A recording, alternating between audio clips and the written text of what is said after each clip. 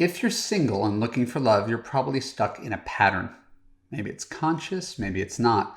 But if your goal is to have a fun, passionate, safe, unconditionally loving relationship, and you do not have one while you're watching this, there's something that you can do different to get a different result. In today's Love You podcast, I'm going to reveal the most common patterns that prevent amazing women like you from getting the love you deserve. Good news, whichever pattern you fall into, I can help you get out of it. Stick around.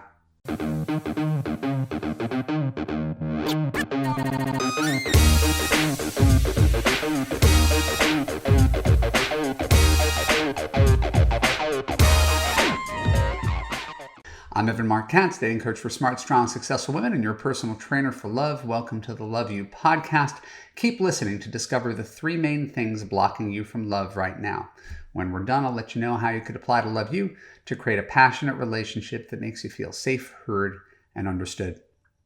Before people enroll in my Love You Live course, you watch a video, you fill out an application, and then someone on my team spends an hour talking on the phone with you. And we ask a series of very pointed, specific relationship questions that are designed to reveal your patterns, your blind spots when it comes to dating and relationships. We call these Love You breakthrough sessions. And once you do a few hundred of these calls, like I do, since it's my business, it becomes ever more obvious where good women like you are getting stuck. And so as I go through this, chances are at least one of these ideas has applied to you. Perhaps all three have applied to you. So if that's the case and you feel personally indicted, don't despair. The first step to fixing a problem is admitting to the problem. And with that, here are the three things. And these are really just sort of phases of dating and relationships where women can get ground into something that's not working and forget to raise the bar higher. Number one is taking time off. Now, if you have had a checkered relationship past, I don't blame you for taking time off. Sometimes we all need a mental break. No one's going to suggest that you should plow ahead and, the second you get out of a 3-year relationship, reactivate your profile the next morning. I'm fundamentally moderate temperament, and I want you to be too. The problem is that taking time off when you really do want love goes past I'm taking some time to heal and becomes into I'm going to avoid emotion, I'm going to avoid risk, I'm going to avoid intimacy, and ultimately I'm going to avoid love.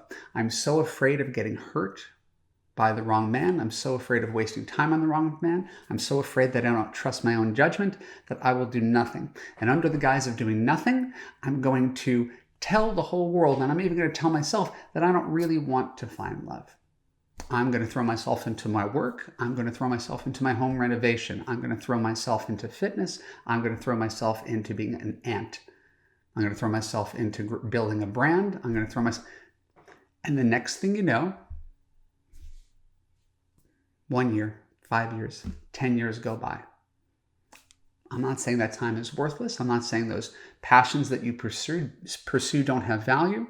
But every day I talk to women who tell me their version of their story, and a big portion of their story is, I blocked out dating for a good decade from 35 to 45, right? Something like that. Like, it happens all the time. I chose not to. And now I'm discovering it's even tougher to find love now that I'm 45, now that I'm 55. Hear it all the time. So taking time off can be healing. It can be therapeutic, right? But like all good things, it should come in small doses. It should come in moderation. What you don't want to do is take a hiatus and turn it into a semi-permanent hiatus where you spend so much time working on yourself. That's the terminology everybody uses. I was working on myself. Okay, well, we're all works in progress. You're never going to perfect it. Most of us fall in love despite being imperfect human beings. So to spend years and years and years on the shelf, watching life pass you by, right? And it is harder, objectively harder to find love the older you get. So it's not even serving you that well to take all this time off. So you get hurt, you heal, you lick your wounds, you dust yourself off, you reactivate your online dating profile. Right? In a month, like in a week, Like if it's someone you're dating in a month, if you're in a longer relationship, I mean, you take your time and then eventually you get back out there and realize love is yours. It's an opportunity that's out there. Some people aim for it. Some people anchor themselves here and say, I'm never going to get it. And so they never get to achieve up here. And this is a matter of settling. You don't think you're settling. I settled in my previous relationship. This is settling. If you actually want this, if you actually want full unconditional love and life integration and a partner in crime and all those other cliches, this exists, but only for the people who actively go for it. Number two, the other pattern that I see is people who continue to date the same way they were before, which is usually pursuing high risk, high chemistry dating situations. So if number one is taking time off, number two is the definition of insanity, which is dating the same guy in a different body.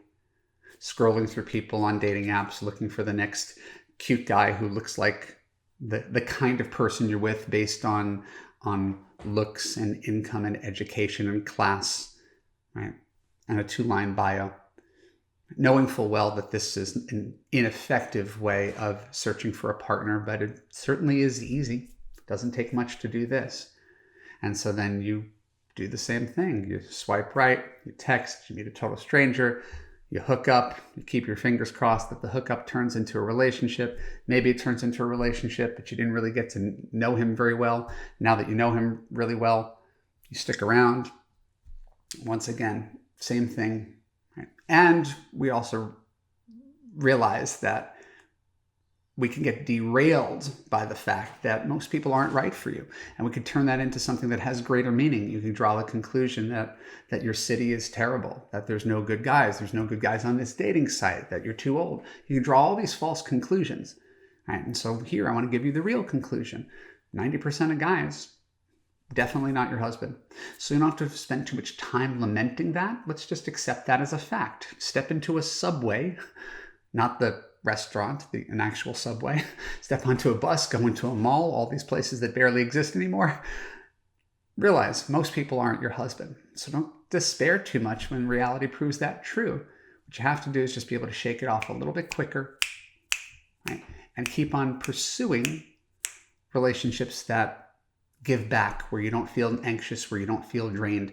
But if you always pursue the same situation where you're in a relationship with a guy and he has all the power and you feel really anxious and you are walking on eggshells and you don't know when he's going to leave you and you don't know when he's going to hear from you again, that's the definition of insanity.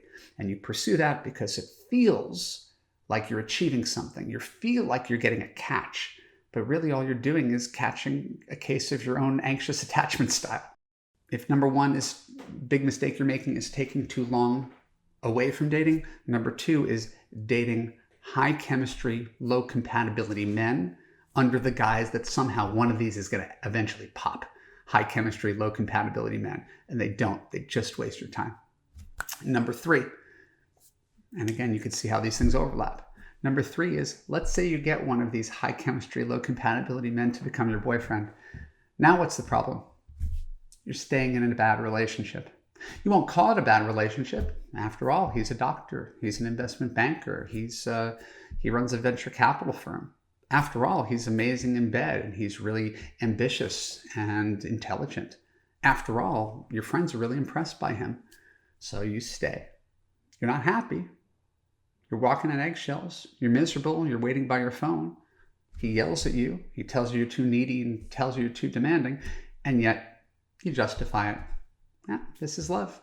Making huge compromises that leave you feeling bereft and unhappy.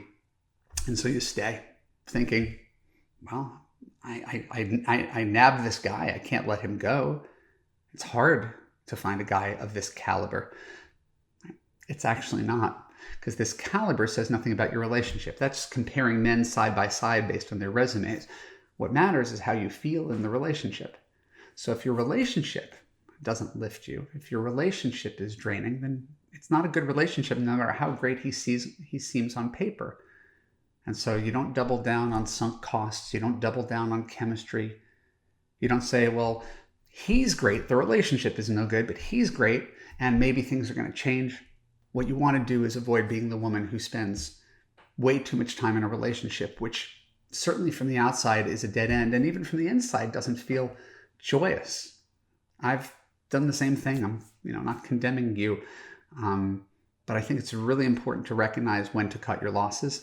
And in Love You, we try to not turn anybody into a boyfriend who doesn't have great boyfriend qualities, and we could usually assess those in about a month, right? And at any time in the relationship, you're the CEO who's taking the temperature and giving the guy the equivalent of a quarterly evaluation. If the guy is not making you happy, in Love You, we dump him. In real life, you stay, hoping things get better, and they feel like they did in the first month you were dating, right? 2 years in, you're waiting for that first month to come back. It's not coming back. So look at yourself and ask yourself, where do you find yourself? Which one or two or three of these things have you done? Taking too much time off, pursuing high risk, high chemistry dating situations, or staying in a bad relationship for too long? So what are you doing right? And what are you doing wrong? And if you recognize that you're avoiding intimate relationships, or you're consistently choosing bad guys online, or you're staying in a partnership where you don't feel safe or happy, what are you going to do about it right now? This is why thousands of women have turned to me, have gone through Love You, to break these patterns, to establish newer, healthier ones with a group of other smart, motivated women, to actually get a tangible result that makes you happy. I look forward to seeing you there soon. My name is Marc Katz. Thanks for tuning into the Love You podcast. For more episodes like this on YouTube, click the subscribe button and ring the bell. Choose all to ensure you get notified when new content comes out. If you're listening to the audio, please share an honest review on Apple. More reviews equals more awareness of the Love You podcast and more love in the world. And if you want to have an easy relationship that makes you feel safe, heard, and understood, look for the link below or go to www.evanmarckatz.com to watch my free video right there at the top of the page about how to gain confidence, attract quality men, and fix your broken man picker. When you're done, you could apply to Love You to join hundreds of other smart, strong, successful women from around the world in a coaching community where women like you actually get the unconditional love that you deserve. Talk to you soon.